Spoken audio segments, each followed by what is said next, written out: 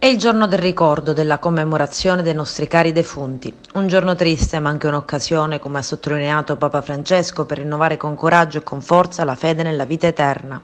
Camminiamo verso quella città santa, dove ci aspettano questi fratelli e sorelle santi. È vero, noi siamo affaticati dall'asprezza del cammino, ma la speranza ci dà la forza di andare avanti.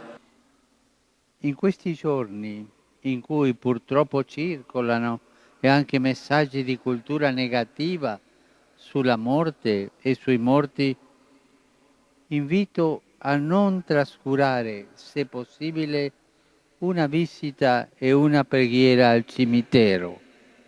Sarà un atto di fede.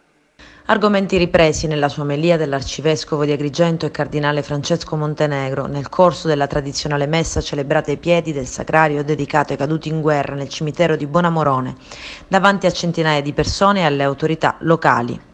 Oggi dobbiamo parlare di morte ed è difficile parlare di morte visto che viviamo in una cultura dominata e ossessionata dal concetto di qualità di vita, dove c'è tutto ciò che ottiene alla morte è addirittura riconosciuto sconveniente, da evitare e da rimuovere. Eppure la morte non è un incidente che potrebbe non accadere. La morte c'è ed è il momento decisivo di ogni vita. Non si può non pensare alla morte. Chi cerca di farlo sta barando, perché nessun cammino è senza traguardo e poi ci piacciono, noi la incontriamo, anzi ci scontriamo con essa nei tempi e nei modi più imprevisti. Ci fa paura perché non vogliamo accettare di vederci sfuggire ciò che possediamo e così per non pensarla cerchiamo il rumore, ci lasciamo inghiottire e travolgere dalle mille cose quotidiane, dalle preoccupazioni della vita. Imitare gli struzzi è solo un'illusione e le illusioni non intaccano la realtà.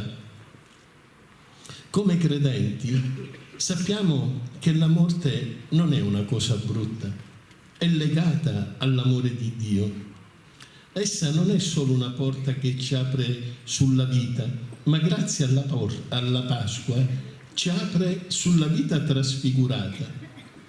Nell'Antico Testamento è scritto: Dio non ha creato la morte e non gode per la rovina dei viventi. Egli ha creato tutto per l'esistenza. E Gesù ha detto: io sono la risurrezione e la vita. Chi crede in me, anche se muore, vivrà. Chiunque vive e crede in me non morirà in eterno. Credi tu questo? Tantissime le persone che oggi hanno affollato i camposanti. Un bel colpo d'occhio con le tombe piene di fiori e tanta vita.